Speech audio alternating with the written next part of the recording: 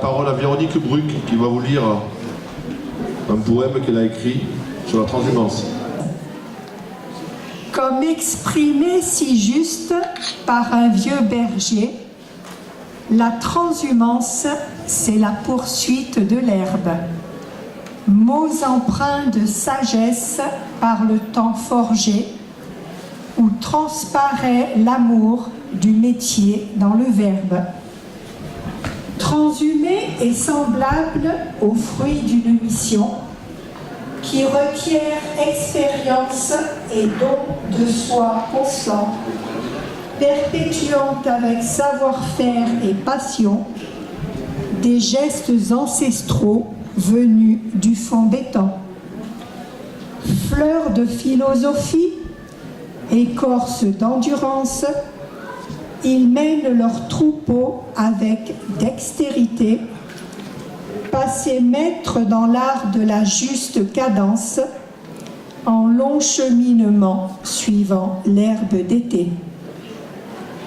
Les beaux jours annonçant l'estive en haut pays, ils réinvestiront les cabanes sommaires, habitués à vivre en semi-autarcie, la montagne forgeant des caractères fiers. Les bergers sont de magnifiques personnages, point d'ancrage dans le cycle du territoire, préservant l'intégrité de ses paysages, garant de la pérennité de son histoire. On va maintenant procéder à la remise des prix des différents concours qui ont eu lieu au cours de cette matinée. Tout d'abord, je tiens à remercier nos partenaires qui nous ont aimablement remis des lots dans les différents concours organisés lors de cette 35e édition de la foire. La Chambre d'agriculture de Sonaille, la MSA 2 kits de secours, le Crédit agricole qui nous a donné de nombreux lots pour cette occasion, Groupama de nombreux lots, le Conseil départemental des Alpes d'Haute-Provence, le Conseil régional PACA, l'Association des commerçants et des artisans de Saint-André-les-Alpes, les coopératives Alpes Sud et Agneaux du Soleil. Pour faciliter l'organisation, nous remettrons comme chaque année les prix à la fin de la cérémonie des discours. Pour les jeux concours, un panier garni de produits locaux de la maison de pays de Beauvaisis offert par le comité de développement agricole des Hautes-Vallées de l'As, Vert-Var-Verdon, est à gagner pour chacun des jeux, la pesée de l'agneau. Et je suis plus fort. Le concours des écoles. Donc chaque année, on a un concours des écoles. Et cette année, c'était les épouvantails. Donc vous pouvez les voir derrière vous. Franchement, cette année encore, ils se sont surpassés, quoi. Non. Donc pour le concours des écoles, premier prix, classe de moyenne et grande section, école de Castellane.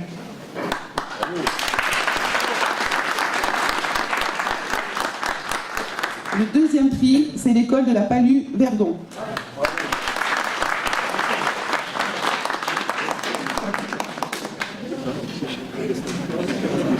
Et le troisième prix, c'est la classe CP-CE1, école de Saint-André-les-Alpes.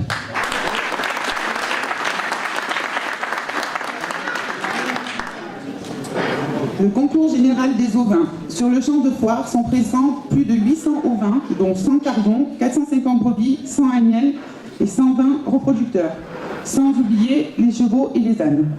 Cette année, 22 éleveurs et une coopérative sont venus exposer ces 800 animaux et participer au concours général. Nous pouvons remercier Mesdames Muriel Martin, Nadine Gonfolfo, Peggy Galéa, le GAEC de Brunel, le GAEC de Nangy, messieurs Georges Isnard, Jean-Pierre Ravel, Noël Charolais, qui rassemble 11 éleveurs, le ARL de l'Armavanche, le GAEC de la Luire, le GAEC de la ferme du Château, et le GAEC Île-Montagne. Alors, dans la catégorie Tardon-Agneau, c'est le prix Frédéric Piche, Madame Peggy Galéa, premier prix. Deuxième prix, Georges Isnard. Troisième prix, Jean-Pierre Ravel. Dans la catégorie Bélier, EARL de l'Armavanche. Deuxième prix, GAEC de la Luire. Troisième prix, l'OS Mouton Charolais. Dans la catégorie Brebis, prix Jean-Louis Arnaud, ex-aequo Muriel Martin et Roger Piche. Deuxième prix, Jean-Pierre Ravel. Et troisième prix, Agathe Arnaud. Bien entendu, je souhaitais la bienvenue dans cette salle à Saint-André, notamment au niveau de mes collègues maires de la CCAPV qui sont nombreux et présents autour de moi, mais également remercier la délégation du 06, Madame le maire de Thorin-Candon qui est là, et également des représentants d'autres municipalités du 06 qui nous font l'honneur d'être dans notre foire aujourd'hui. Vous pourrez dire chez vous qu'à Saint-André on sait recevoir et qu'on a une belle foire agricole, je l'espère. Merci de votre présence.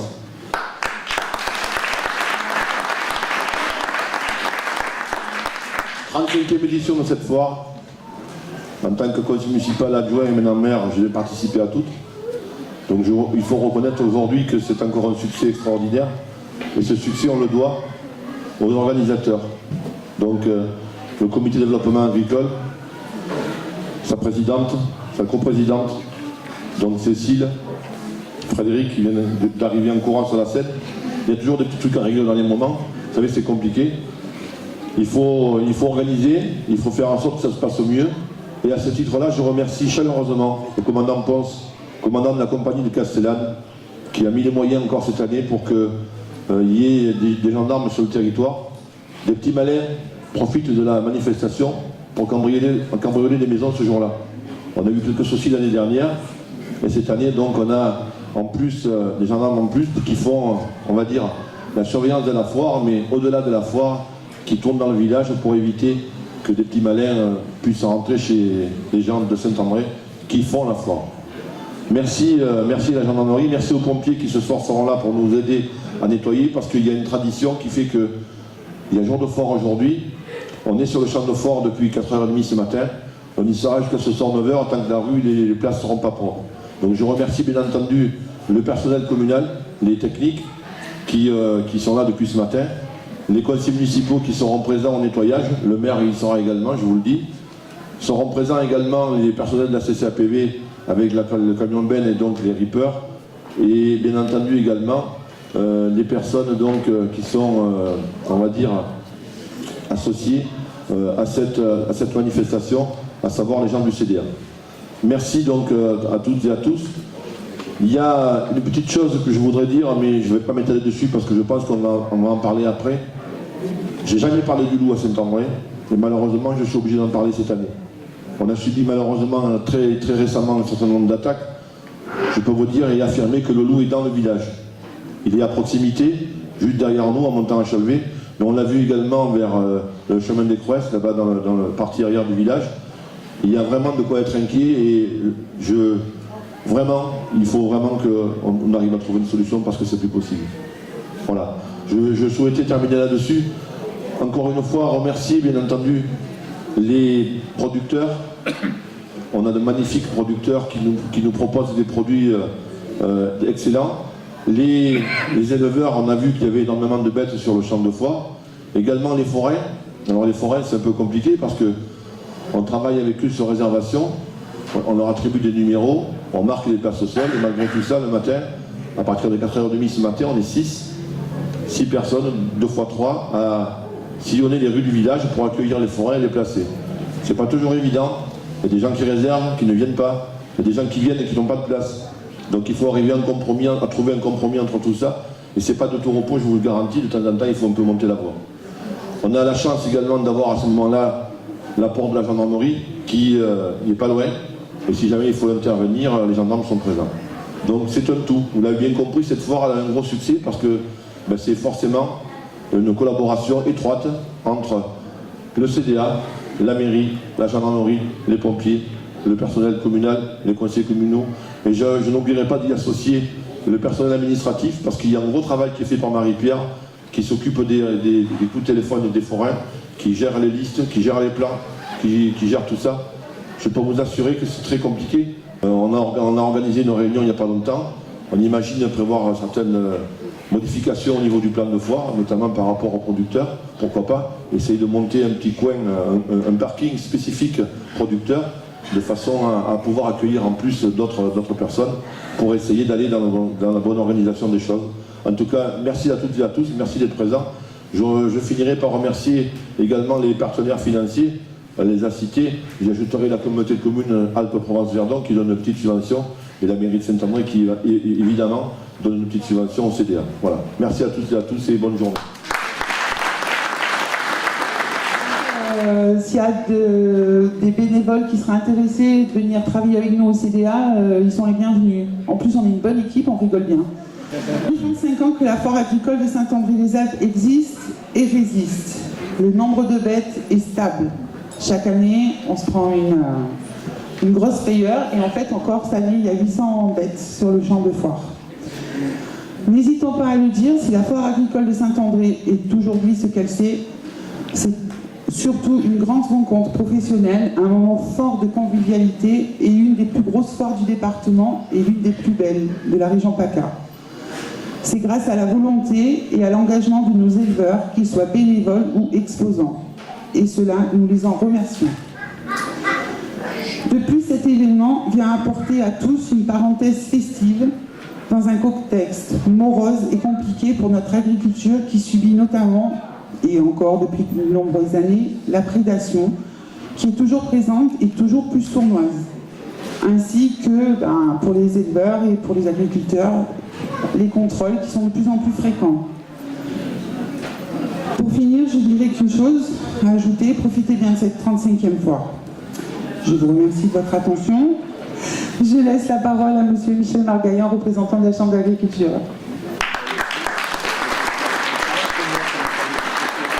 Tout d'abord, je vais vous présenter les excuses de Frédéric Esnol, donc président de la Chambre 04, qui est de mariage aujourd'hui, donc dans le 13 en plus, il n'a vraiment pas pu venir, c'est contre ça.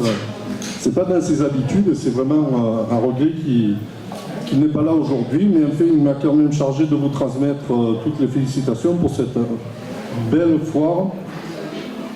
Et donc félicitations à tous. Donc les foires sont, comme notre président le rappelle régulièrement, un moment privilégié pour, entre éleveurs, tirer le bilan d'une saison qui s'achève.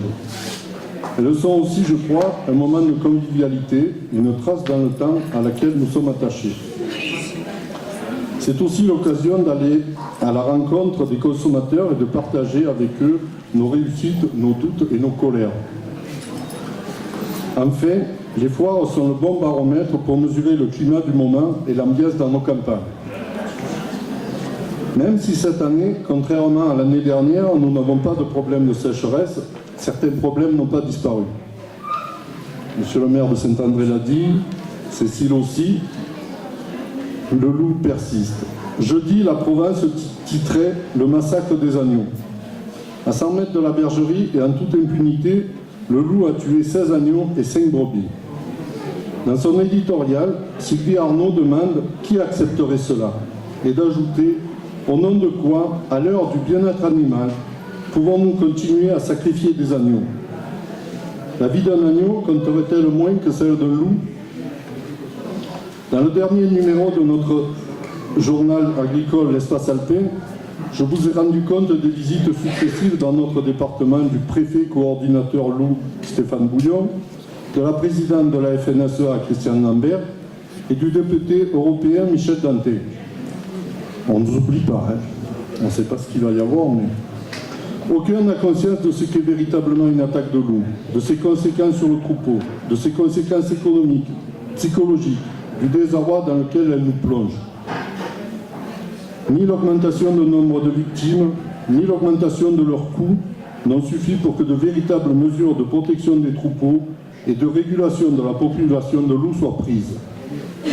Pourtant, c'est bien de cela dont nous avons besoin.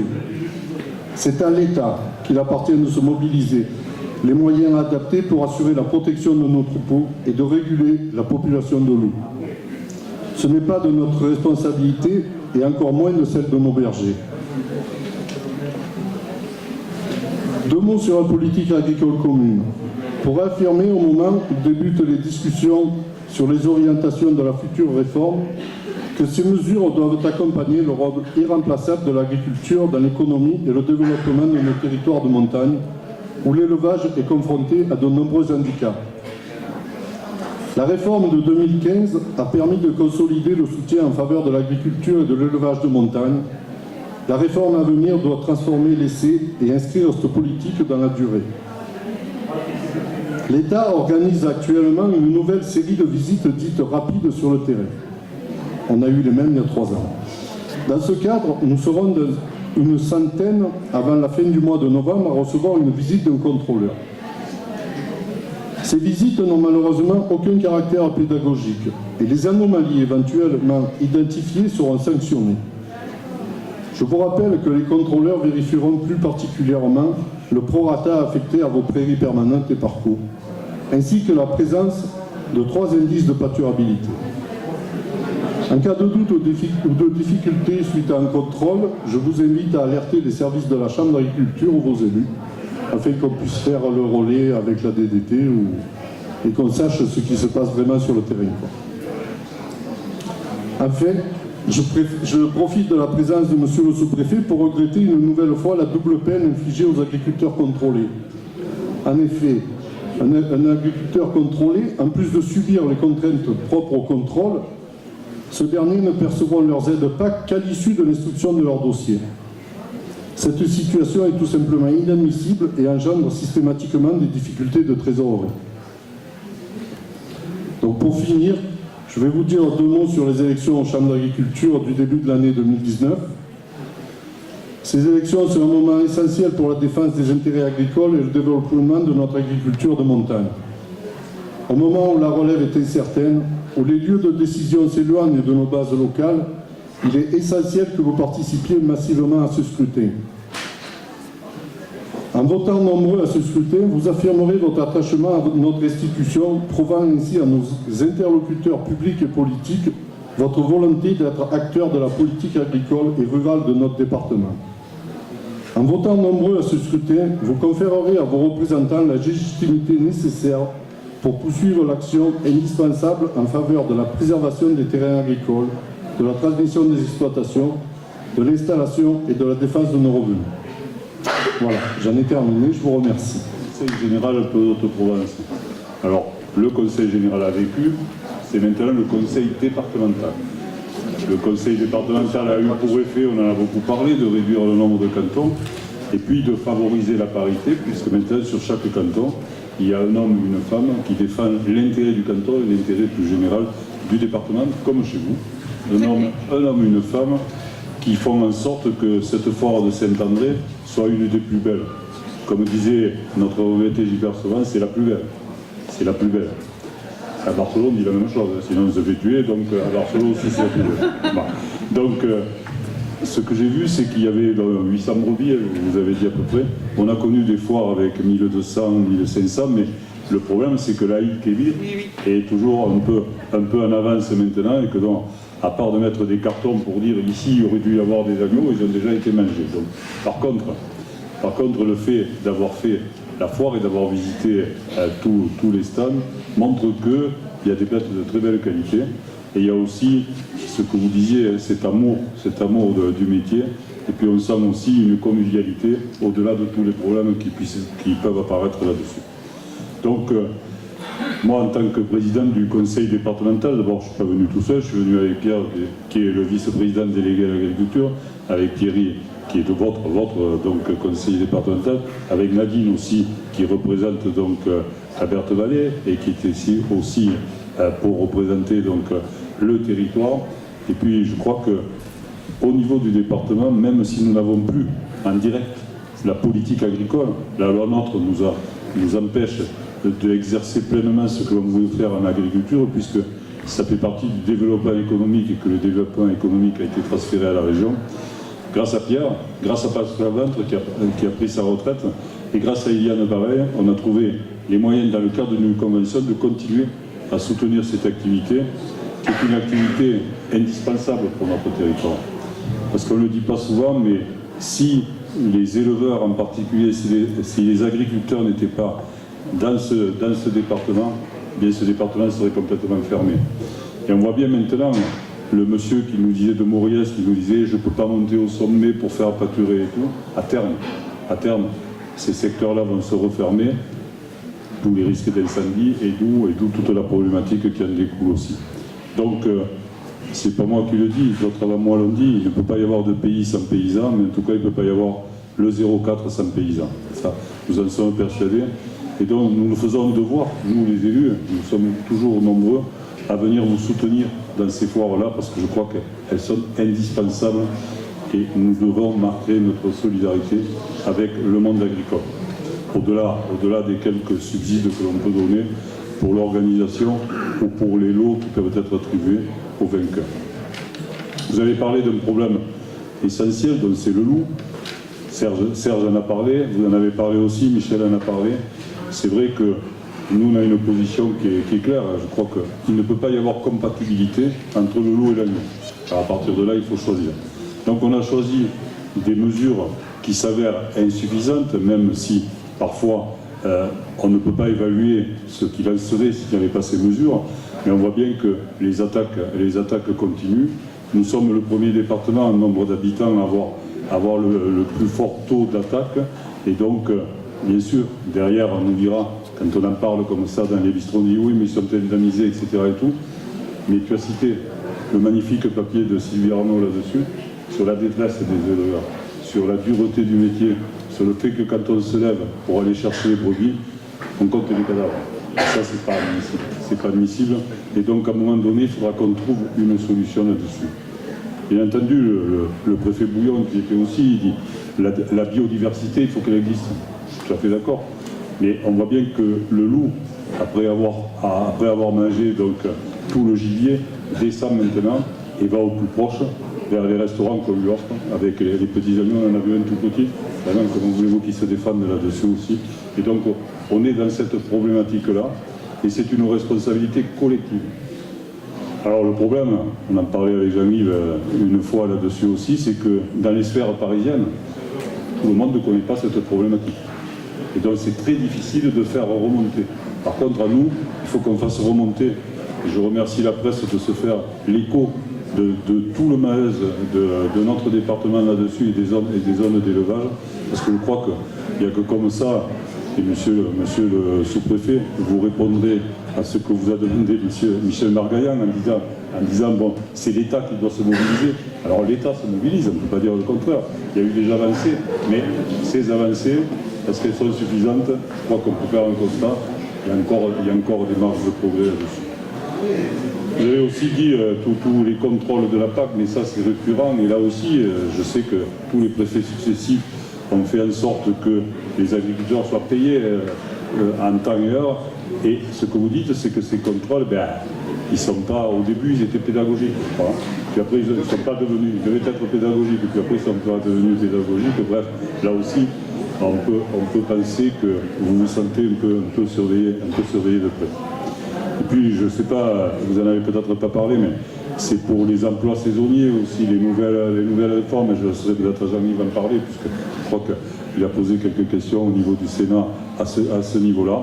Et puis voilà, l'agriculture, eh bien, déjà c'est un métier difficile, donc il ne faut pas embêter ceux qui le font. Et moi je pense qu'il faut les soutenir vraiment, vraiment, vraiment. Et je vous remercie de faire en sorte qu'ils soient toujours soutenus, parce que sinon, dans quelques années, ce genre de foire, il n'y en aura plus. Toujours un plaisir de venir à Saint-André, à cette foire agricole qui est, comme le disait le président du conseil départemental, une foire qui est vraiment une des plus grandes du département. Mais c'est vrai que quand on vient de l'extérieur, pour se garer, c'est pas évident. Et je crois que c'est une des plus grandes du département à travers ce qui est organisé au niveau agricole. Moi, je voudrais remercier le maire, Serge, ainsi que vous les organisateurs, parce que main dans la main, vous faites chaque année une foire qui est vraiment exceptionnelle, qui est dynamique, qui montre vraiment les produits du terroir et surtout qui montre l'agriculture. Notre agriculture dans nos territoires ruraux, notre territoire rural qui est Saint-André, la Vallée et tous les départements des Alpes-de-Provence. C'est vrai qu'aujourd'hui, le problème du loup, ça fait plusieurs fois qu'on en parle et on essaye de faire petit à petit au niveau de l'État. Et moi, en tant que sénateur, le 2 octobre prochain, avec ma collègue des Hautes-Alpes, Patricia Moré-Richaud, nous avons proposé une loi pour défendre le pastoralisme et défendre les agriculteurs. J'espère qu'elle va être inscrite par le gouvernement, ce que je souhaite. Nous devons en débattre le 2 octobre. Dans cette loi, dans cette proposition de résolution, et bien sûr parler de la Convention de Berne, de l'habitat rural, mais aussi au niveau de tout ce qui concerne, je veux dire, le problème que vous vivez au quotidien. Car nous sommes conscients, et comme disait le président du conseil départemental, au niveau de Paris, certains croient que le loup c'est un chien qu'on peut approcher et qu'on peut caresser, mais qu'il n'y a aucun problème.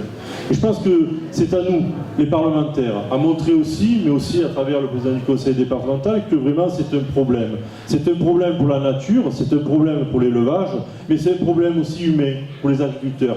Car se lever le matin et pas trouver ses brebis, ou en trouver quelques-unes qui sont engagées et d'autres qui ont sauté un mur ou qui ont sauté une barre d'une roche, cela est vraiment complètement décevant. Et en fait, c'est comme si, quand on travaille dans des bureaux, on arriverait que nos bureaux soient complètement renversés et qu'on n'arrive plus à retrouver nos papiers. Et ça, je crois que c'est quelque chose qu'on essaye d'insister au niveau de Paris.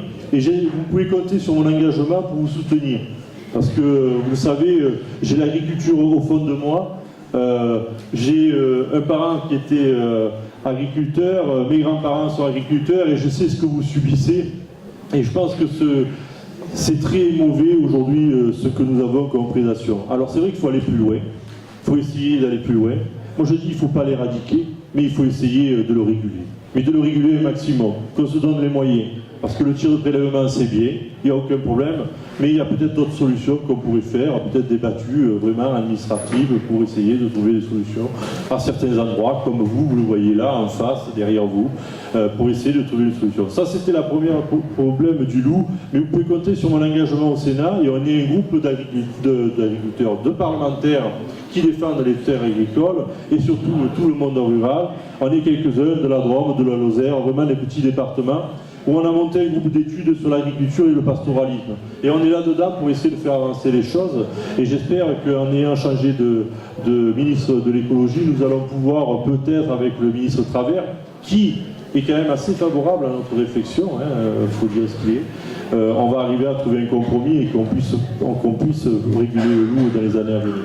Alors c'est vrai que sur les contrats, les exonérations que parlait le président du conseil départemental, vous l'avez entendu comme nous au niveau des contrats aidés saisonniers, le Premier ministre a fait une annonce qui a été, à moi en tant que parlementaire, une grande surprise. Une grande surprise, pourquoi ? Parce que moi j'ai posé une question écrite et une question orale à ce sujet, parce que j'ai la fédération départementale, la FDSEA, qui m'avait saisi sur ce domaine-là. Et donc j'ai pas eu de réponse et le Premier ministre déjà a annoncé dans un débat comme quoi c'était fini les exonérations, on n'arrivait plus à avoir d'exonération.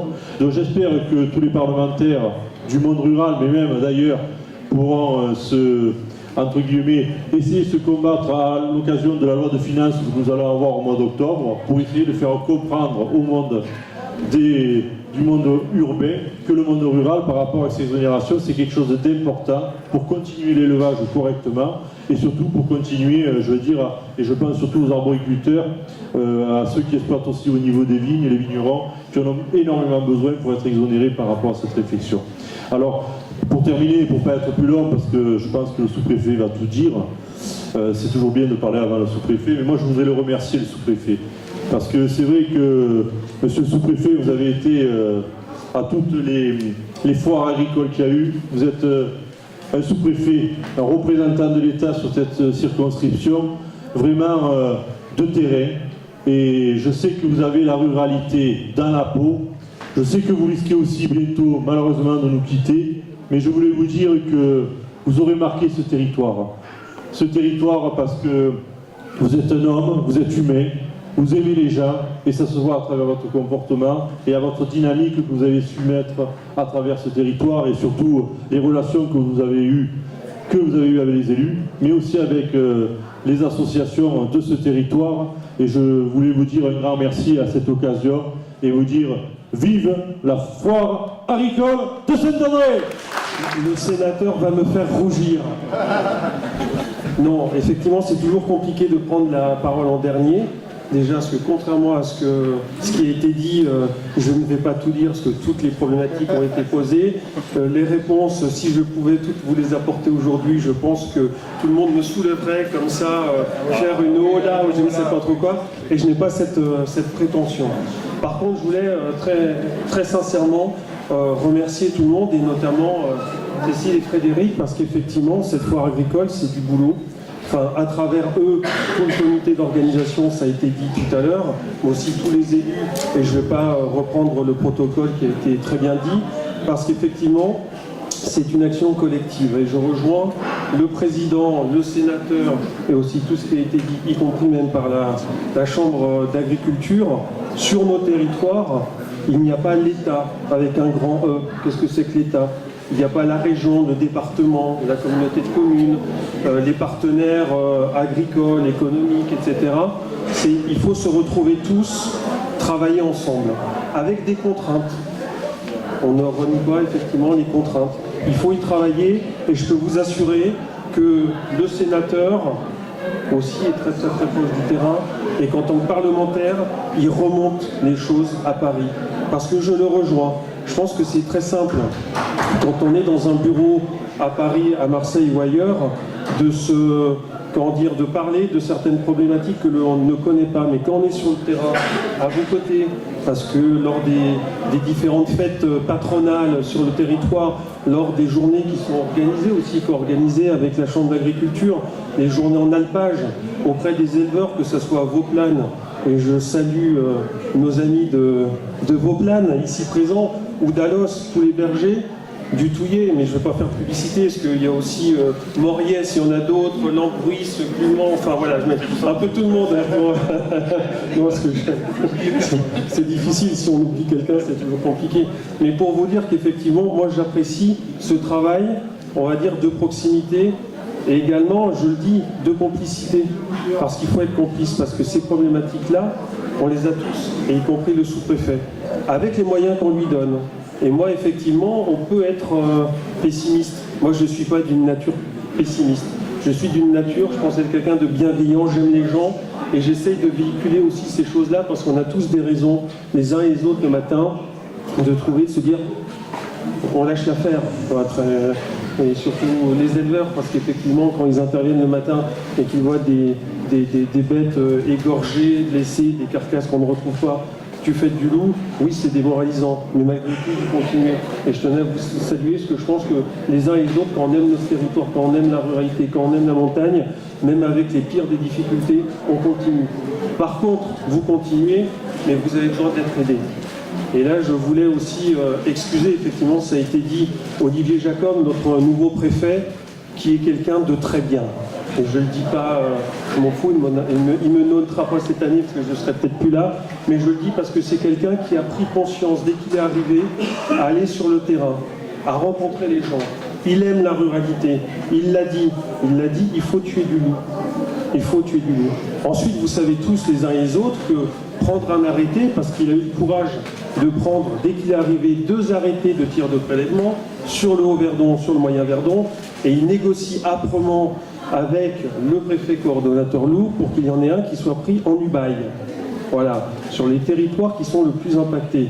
Une nouvelle, ce matin, un loup a été prélevé dans le on va dire, Moyen-Verdon. On ne donne pas le nom de la commune parce qu'il y a quelques années au Fugeret, effectivement, le fait de donner, les chasseurs avaient tué du loup, et il y a des anti-loups, mais il y a aussi des pro-loups, et avec les réseaux sociaux, ça peut être très très compliqué. Donc le but n'est pas de mettre en difficulté les éleveurs ou les chasseurs, il y a eu un loup de prélevé ce matin. Bien évidemment, ce n'est pas suffisant. Ensuite, ça a été dit, il faut des mesures qui soient plus adaptées. On sait très bien aujourd'hui que les filets de protection, que les chiens de protection, que même les différents tirs, c'est quelque chose, mais ça ne suffit pas. Il faut se mobiliser différemment. Voilà. Ensuite, moi j'espère très sincèrement que tous les parlementaires qui travaillent sur ces questions-là avec les fédérations agricoles, avec les différents partenaires, on arrivera à trouver des solutions parce que ça a été dit, et moi souvent lorsque je monte à Paris aussi défendre votre cause et ma cause, parce que j'habite le territoire, je dis que le seul prédateur du prédateur, c'est l'homme. Et quand on parle effectivement de biodiversité, le fait de laisser s'étendre un prédateur, c'est aller contre la biodiversité. Parce que ça a été dit effectivement, et je salue nos amis journalistes, ça a été dit très très bien par Sylvie Arnaud, effectivement, de quel droit on peut s'arroger, on n'est pas croyant, non croyant, Dieu divin, je ne sais pas trop quoi, de dire comment pourquoi on aurait le droit de dire qu'un loup a plus de valeur qu'un agneau, qu'un bovin, etc., etc. Donc la question là, c'est une question de régulation. Cet équilibre est très difficile à trouver, mais il faudra le trouver. Parce qu'effectivement, laisser se propager le loup de manière trop importante, c'est contre la biodiversité. Voilà. Parce que vous le voyez bien, non seulement au niveau des troupeaux domestiques, mais s'il y a des chasseurs, et il y en a, parce que des fois on peut être pas les chasseurs, voilà, ils le voient aussi, c'est qu'au niveau de la faune sauvage, ben, il n'y a plus de mouflons. Voilà, chevreuil, population de chevreuil, même les sangliers, etc., etc. Donc l'enjeu du territoire est effectivement de pouvoir se mobiliser les uns et les autres pour essayer de trouver cet équilibre qui est loin d'être facile à trouver, mais dans un premier temps, effectivement, il faut réguler. Il faut réguler et il faut que le loup réapprenne à avoir peur de l'homme. Parce que je vois certains maires ici présents qui, dans leur village, donc le maire de Saint-André l'a dit, mais je citerai Bro, Le Fugeret ou d'autres, où sur ces communes, le loup, effectivement, est aux portes, si ce n'est dans le village. Ce n'est pas acceptable. C'est un animal sauvage, certes, qui est protégé, mais il faut lui redonner peur à l'homme. Voilà. Donc c'est un sujet, je sais, c'est le sujet essentiel.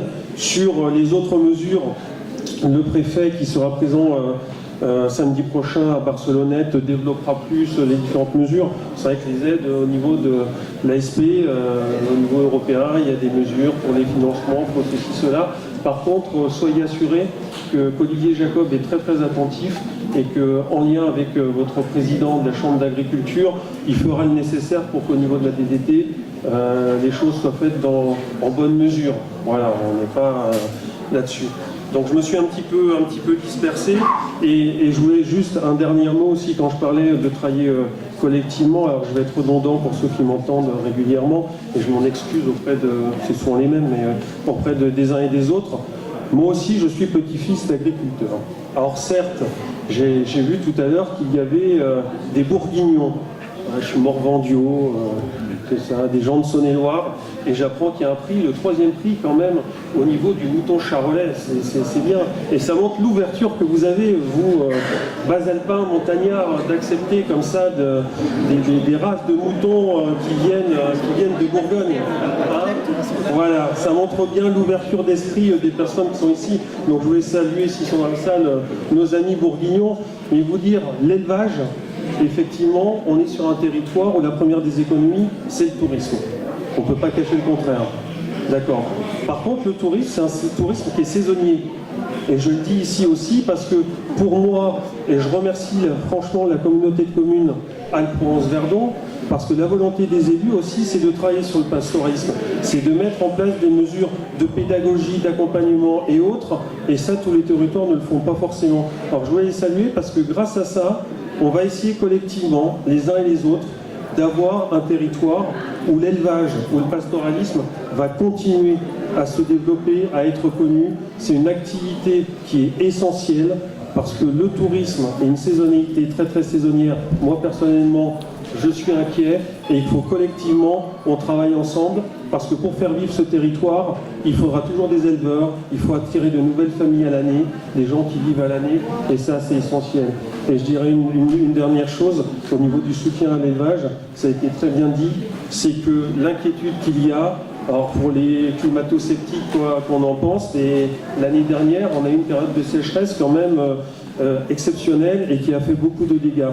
On n'est pas à l'abri dans les années à venir, on est à nouveau des phénomènes de sécheresse. Et bien si les éleveurs demain, à cause du loup ou à cause de services trop tatillons, désertent le territoire, les milieux vont se refermer. Et moi je suis très très inquiet parce que quand on voit les incendies, heureusement l'année dernière, il y en a eu quelques-uns, notamment le plus important à Moustier ou même en Ubaye, etc. Mais vous avez un rôle essentiel de pouvoir continuer justement à l'aménagement de nos beaux territoires. Et vous êtes les premiers constructeurs, quelque part, de notre avenir. Et je vous le dis très très sincèrement. Et donc on essaiera de se mobiliser les uns les autres pour vous accompagner. Et donc c'est une touche d'optimisme. Et surtout quand on voit la fréquentation aujourd'hui de la foire, et comme l'a dit très justement le sénateur, mais il a une voix qui porte plus que moi, je souhaite une très belle foire agricole de Saint-André-les-Alpes et je lui souhaite vraiment un très bel avenir. Voilà, je voulais vous remercier.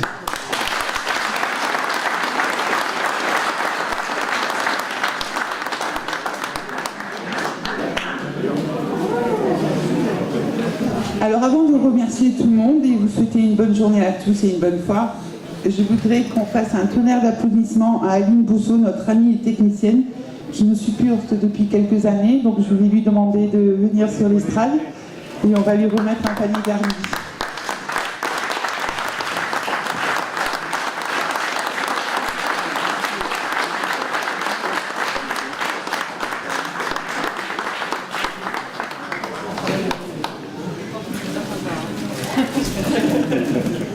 Donc, bon apéro et puis bonne foire.